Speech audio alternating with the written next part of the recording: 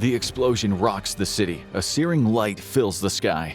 Anyone within a clear line of sight and within 1 mile of ground zero has their clothing instantly incinerated by the intense heat. The thermal blast scorches skin, burning through layers of flesh, sometimes all the way to the bone. Those facing the blast are blinded in an instant, then vaporized a heartbeat later.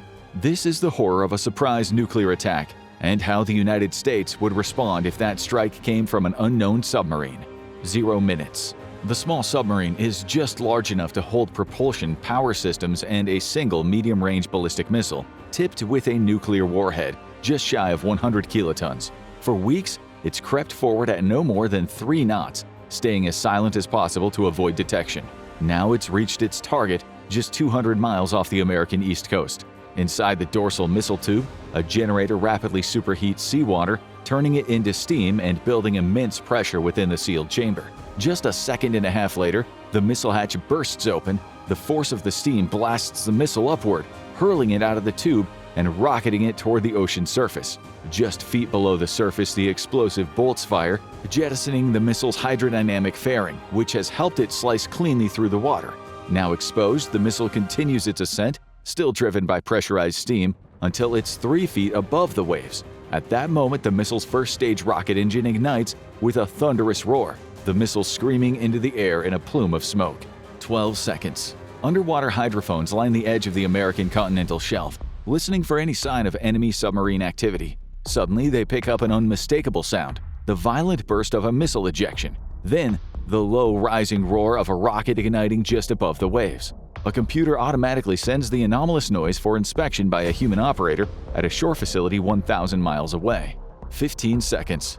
Upgraded early warning radars along the U.S. East Coast and Greenland simultaneously lock on. They detect the missile as it tears through the sky, climbing fast. At 25,000 feet and rising, the threat is clear. U.S. Navy Aegis-equipped vessels in the Atlantic quickly acquire the unknown missile, tracking it in real time. Meanwhile, the U.S. Space Force is being fed data from all of these systems at once via global networked capabilities. The computer automatically designates the unknown track as a missile launch due to the characteristics of the object as reported by half a dozen different radars around and in the Atlantic. 22 seconds. The missile reaches 50,000 feet as it reaches the upper end of the supersonic envelope. 25 seconds. Space-based infrared satellites confirm the missile launch by tracking the fiery plume as it punches through the upper atmosphere. 32 seconds. U.S. Space Force confirms the worst-case scenario: an unknown missile has been launched from the Atlantic. What was once just raw data is now a verified threat. 1 minute. At the 1-minute mark, the missile is approaching space. The first-stage rocket disengages and plummets back to Earth. The missile has no second-stage rocket as its target is close by. 1 minute, 54 seconds. The U.S. defense networks quickly generate a preliminary track for the unknown missile. By analyzing its velocity and rate of climb, the system continuously updates the estimated point of impact. Right now, that point of impact is around 12 miles west of New York City. But as the missile begins to lose velocity, slowed by friction, with the minute amounts of atmosphere in the low Earth orbit, the track is consistently updated. The computer factors in the estimated effects of atmospheric drag during re-entry, adjusting for how it'll alter the missile's speed and trajectory. With every passing second, the system recalculates, projecting a new estimated point of impact. The estimated point of impact is the heart of New York City. 2 minutes. Given the speed of modern threats, missile defense is largely automated. It simply requires human input to allow the computer to automatically respond to and engage a threat. Initially, the system considers deploying a ground-based mid-course defense, or GMD interceptor, but within seconds that option is rejected. The GMD interceptors stationed in Alaska and California are designed primarily to counter limited nuclear strikes from nations like North Korea, or in a best-case scenario, a small-scale attack from China or Russia. The system has some capability to respond to an attack on the East Coast, but the unknown missile is too close to its impact point for an interceptor to be useful. Instead, the system automatically assigns the task to an Aegis-equipped cruiser patrolling several hundred miles off the coast of New York City. Armed with SM-3 interceptors, the ship is now the first and best line of defense. 2 minutes, 11 seconds. 3 SM-3 missiles are fired in rapid succession from the deck of a U.S. cruiser. The missiles rapidly approach hypersonic speed as they attempt to intercept the unknown missile while it's still in space. Have you ever wanted to build your own website but felt overwhelmed by the cost, complexity, or time commitment? Well, you can forget those worries because today's sponsor Odoo has made website creation effortless, fast, and accessible for everyone. With Odoo's website builder, you can craft a sleek professional website in just a few clicks. No coding needed. Whether you're an entrepreneur, freelancer, or working on a passion project, having a website is a game changer for sharing your vision and building credibility. Odoo's intuitive drag-and-drop system makes designing your site feel like second nature, and with their AI-powered tools, you can instantly refine your text, generate fresh content, and optimize your messaging. Need a more compelling call to action? Done. Want your site to stand out with polished copy? Odoo has you covered. The best part, your first app with Odoo is completely free, forever. That includes unlimited hosting, customer support, and even a custom domain for your first year. No hidden costs, no surprises. So don't wait. Click the link in the description to try Odoo's free website builder today and bring your ideas to life. Building the website you've always imagined has never been easier. The SM-3 interceptors have reached Mach 8.8, but they're being fired laterally at the threat. That means that they have significant distance to catch up. Complicating matters, the missile is now beginning its descent, dipping down in preparation to re-enter the atmosphere. 2 minutes 58 seconds. The SM-3 interceptors are remotely detonated dozens of miles above the unknown missile, which is now in the upper atmosphere. But it's already too late. The interceptors designed for high-altitude kills have spent all of their fuel reaching space, with only limited maneuverability left and no margin for error. They can't adjust to the missile's rapidly shifting descent. Meanwhile, the missile is diving fast, blazing into the atmosphere at speeds of Mach 13. 3 minutes 1 second. At around 3,300 feet above its impact point, the nuclear payload initiates its detonation sequence. The resulting shockwave forces the uranium core to implode under immense pressure, compressing it into a supercritical state. In that instant, a runaway nuclear fission chain reaction begins. The immense burst of X-rays and heat from the primary explosion slams into the second stage, compressing it with extreme force. Inside, the lithium deuteride is driven into thermonuclear fusion. Hydrogen isotopes violently forced to merge into helium. In the process of being forcibly fused together, a massive amount of energy is released. Less than a quarter of a second later, a 200-foot fireball erupts, the center of which is over 135 million degrees Fahrenheit, hotter than the core of the sun. 0.1 milliseconds after explosion, X-rays and gamma rays ionize the surrounding atmosphere. If it weren't for the blinding light caused by the explosion, New Yorkers would see the air glowing with an eerie otherworldly light for miles around the blast zone. Thermal radiation moving at the speed of light blinds people looking in the direction of the explosion up to 50 miles away. Anyone looking at the explosion is instantly killed as the blast tears through the city. Those farther out, between 1 and 1.5 miles from ground zero, are met with a different kind of horror. Their clothes and hair ignite in an instant. Intense thermal radiation scorches their bodies, burning skin away and leaving deep second and third degree burns. Outside of this radius, up to 3 miles away, anyone inside and in line of sight of the explosion receives a painful burn on every exposed area of skin. 1 millisecond after explosion. The fireball has expanded over 1,000 feet across. A shockwave moving 5 times faster than the speed of sound forms and expands outward. A significant portion of this shockwave moves downwards toward ground zero and the surrounding buildings.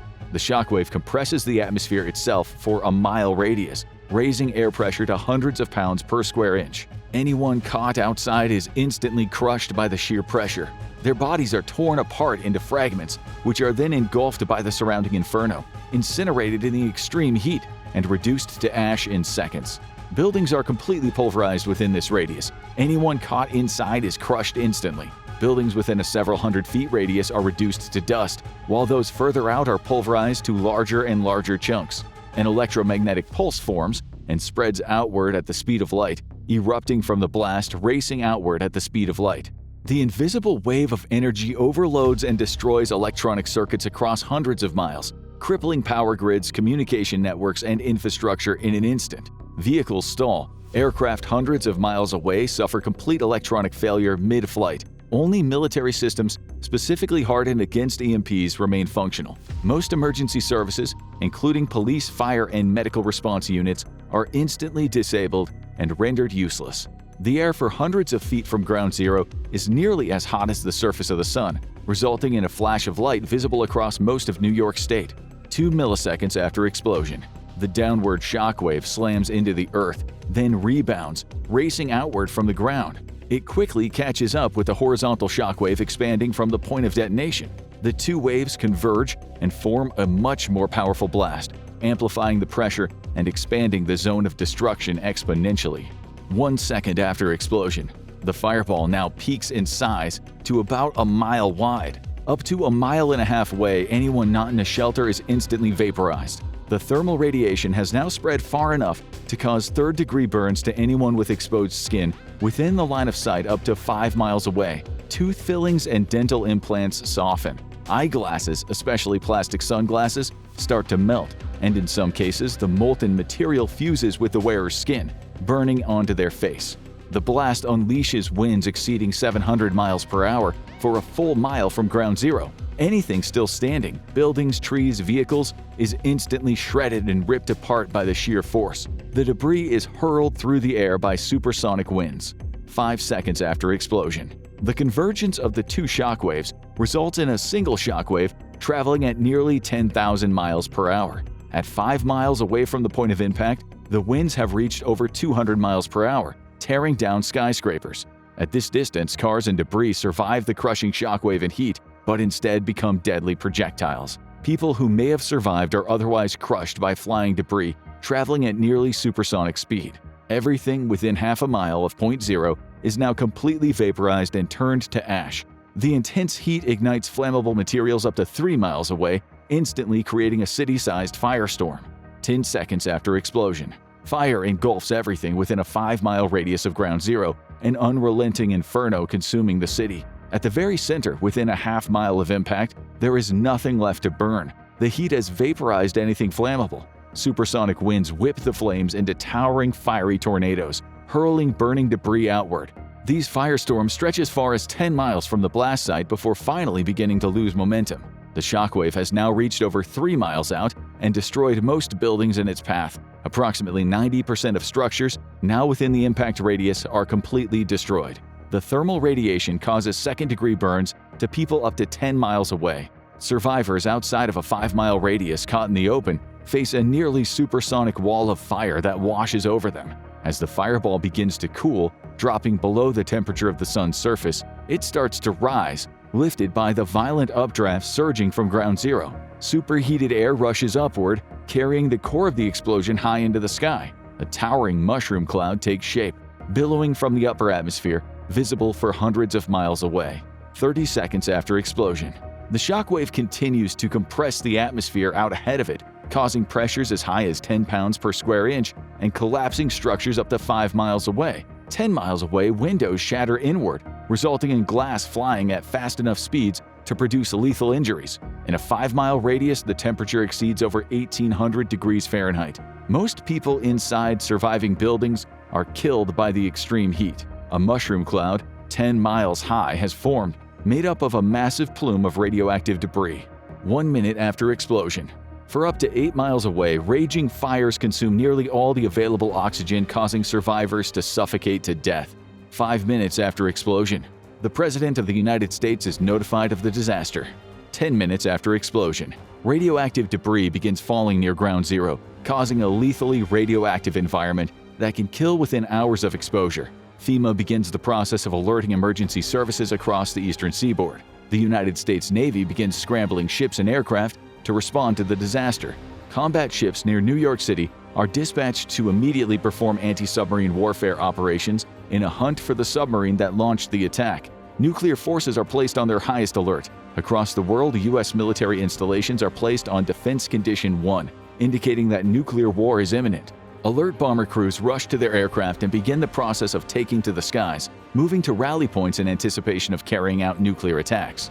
15 minutes after explosion, as analysts race to identify the origin of the attack, suspicion quickly narrows to the only two nations with both the capability to launch nuclear weapons from beneath the waves and a possible motive: Russia and China. No satellite data, sonar logs, or submarine tracking intelligence shows any sign of a launch platform. Maritime traffic data proves that the launching platform had to be an underwater one, as no container ship or other large vessel was present at the estimated launch point. This further narrows the suspicion down to Russia or China. The president is presented with a list of menu options for a nuclear retaliation against either or both powers. Without a clear indication of who carried out the attack, though, the president does not yet order a retaliatory attack. U.S. early warning systems closely monitor Russia, China, North Korea, and Iran for potential follow-up attacks. National Airborne Command Posts, specifically equipped aircraft designed to preserve America's ability to command and control during a full-scale nuclear war, are launched immediately. One begins orbiting over the American heartland, another takes position off the west coast, and a third circles just off the east coast. The president is now arriving at Air Force One thanks to the use of Marine One. 30 minutes after explosion, FEMA struggles to coordinate disaster relief in the affected zone due to the loss of vehicles to the EMP. The National Guard begins mobilizing across most American states as off-duty military members and reservists are recalled to duty. At U.S. installations around the world, combat air patrols are launched.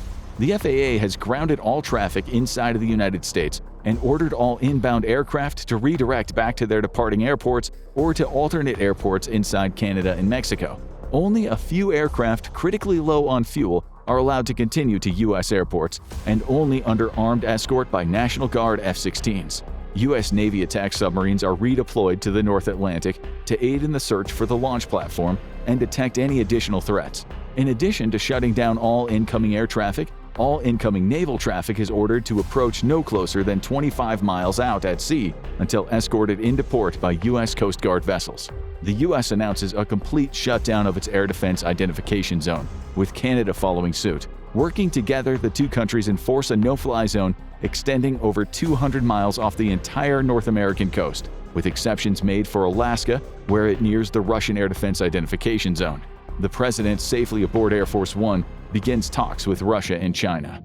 1 hour after explosion, U.S. nuclear-armed bombers are en route to holding areas several hundred miles from the North Pole and into the Pacific Ocean. They will remain on station until returning to base 18 hours later, and even then only after being relieved by another pair of nuclear-armed bombers. The United States reestablishes the Cold War doctrine of having nuclear-capable bombers airborne and within striking range of the targets in Russia and China 24 hours a day. Russia and China respond with swift but measured steps to increase their own nuclear security postures, carefully calibrated to avoid any misinterpretation that could escalate the crisis further.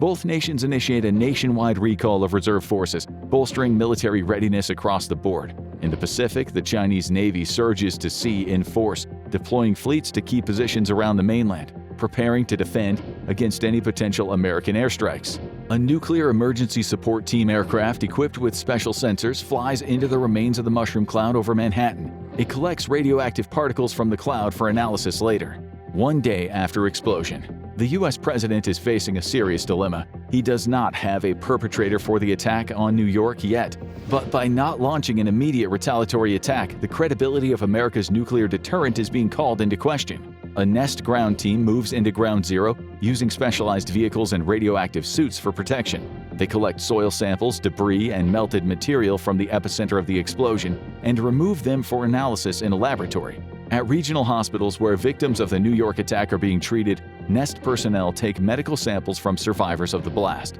1 week after explosion, NEST laboratories have been analyzing samples taken from within the mushroom cloud at Ground Zero and from medical patients. They have confirmed the presence of tritium in the samples, indicating a thermonuclear bomb was used in the attack. The U.S. Navy locates the wreckage of the launch platform. Shortly after launch, the submarine used in the attack self-destructed, but the explosion was tracked by undersea surveillance networks. The wreckage is lifted to the surface and brought to a lab where it will be deconstructed. The materials used will be analyzed chemically to build a profile for where specific elements, such as steel, were sourced. The construction techniques themselves will also be analyzed to identify possible manufacturers.